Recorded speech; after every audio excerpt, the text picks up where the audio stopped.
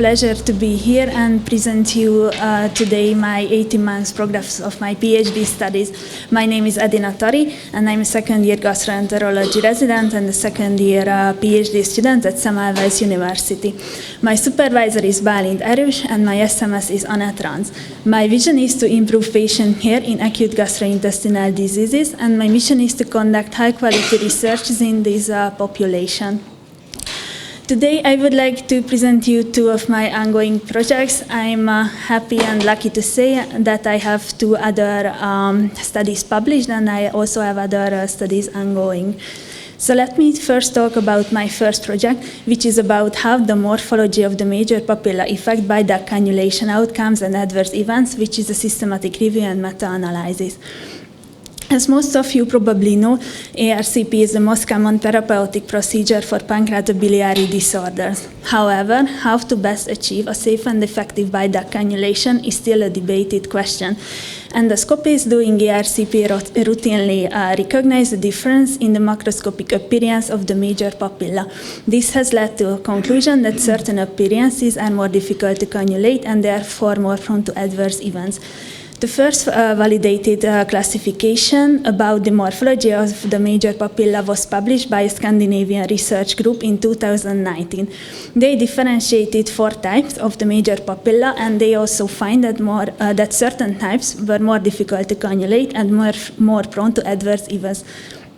Our aim is to determine how the morphology of the major papilla affect by duct cannulation outcomes and adverse events.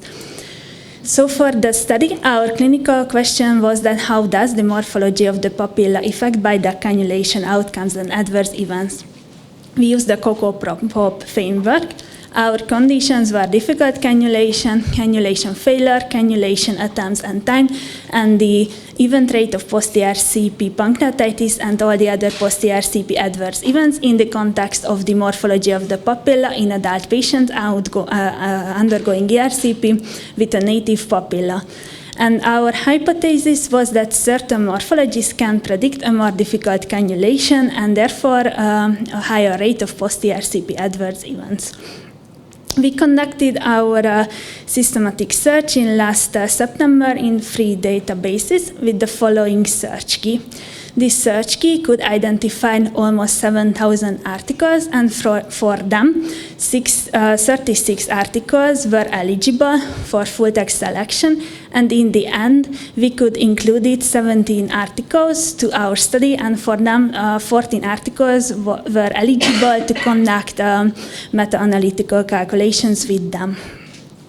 Here you can see all of my outcomes, and for the outcome measure, we use pooled event rate with a 95% confidence intervals. I would like to show you 2 of my forest plot. In this forest plot, you can see the pooled event rate for difficult cannulation, and the structure of the forest plot is the following.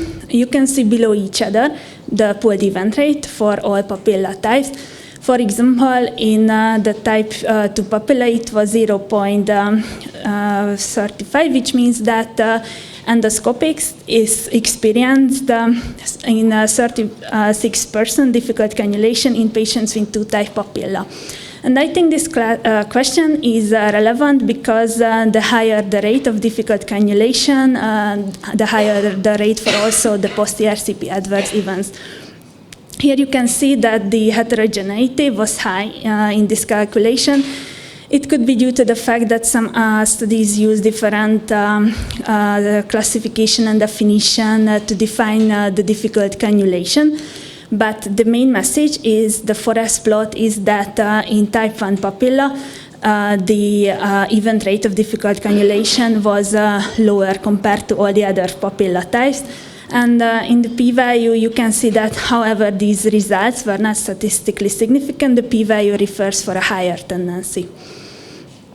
In the second forest plot, you can see the pooled event rate of post-ERCP pancreatitis. The structure of the forest plot is exactly the same.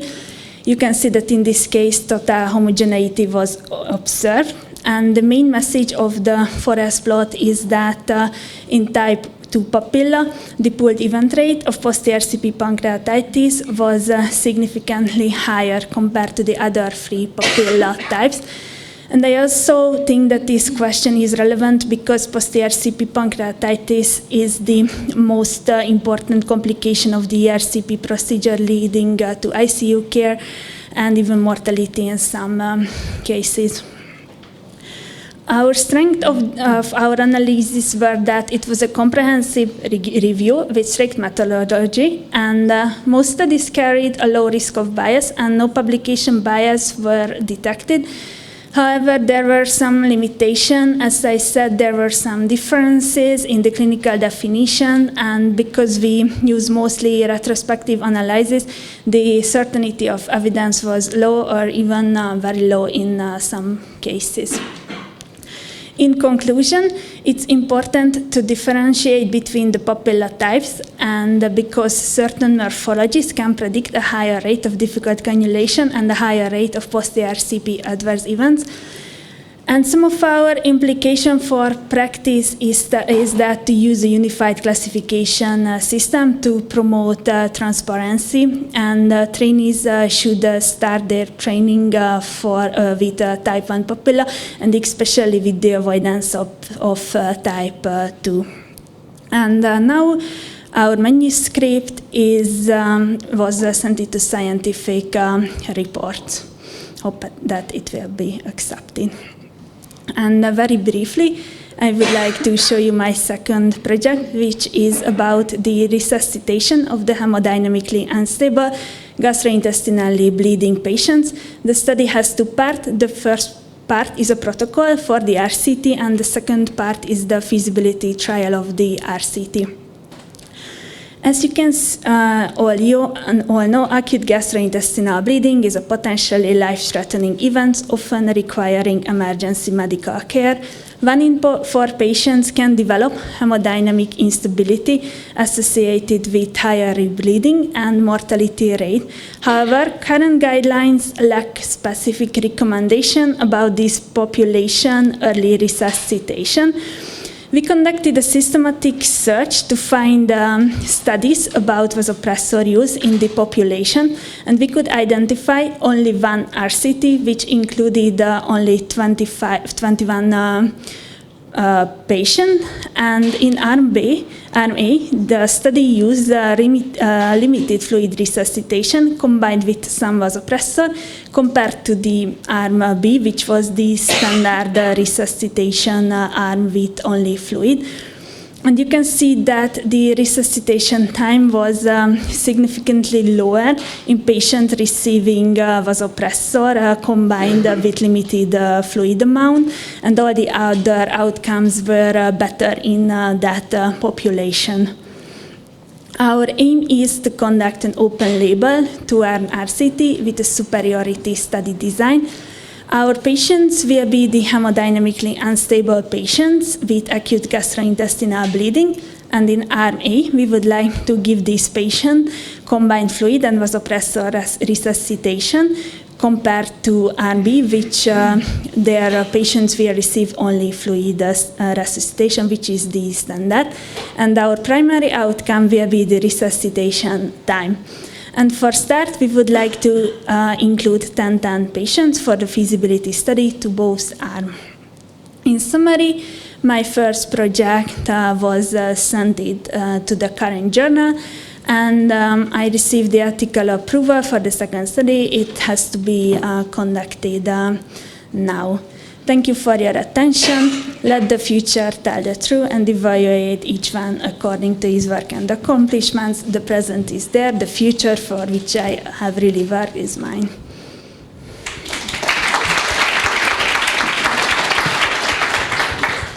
How will you define the patients who will receive vasopressor in your future study? I mean, should they have any other circumstances compared to the control group, or what will be the dose, for example, if there is the hemodynamical state of the patients will be the same?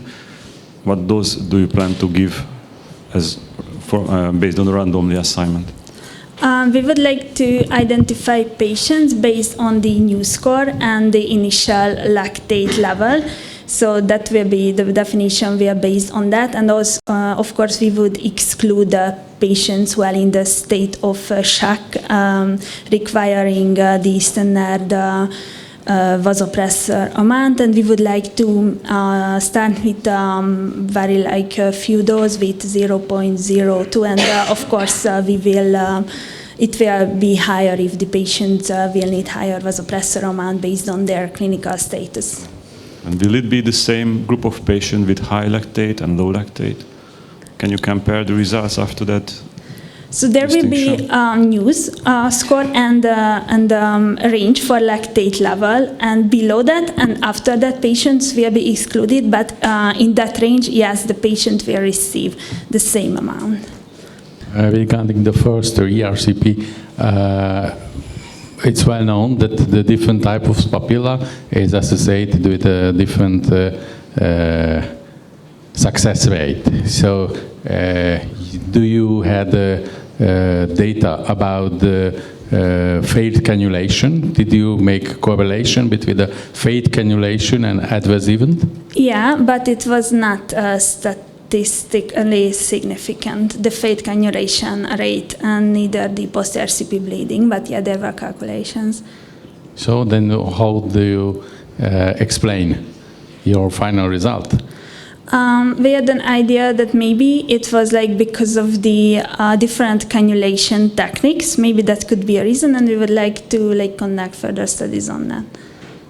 Thank you for your presentation. You mentioned that the morphology of the papilla has influence concerning cannulation, and you also mentioned that it has some relevance in a somatic manner, but it has also some connections in a psychological perspective, because the rate of difficulties arise in that perspective, also psychological distress can occur.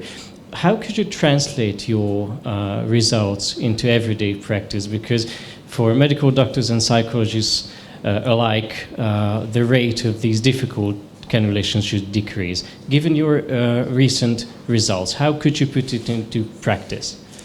I think one of the implications will be for the trainees to start with papillas which are more prone to easier to cannulate compared to the other types, and also maybe which as I said, maybe the different cannulation techniques will be interesting in that manner.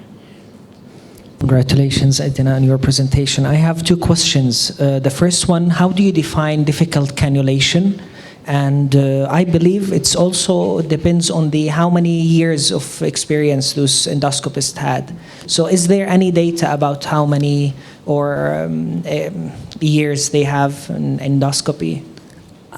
First, most study use the ESGAN classification for difficult cannulation, which is more than 5 attempts, more than 5 minutes, or cannulating the pancreatic duct at least 2 times or more. That was the most common definition.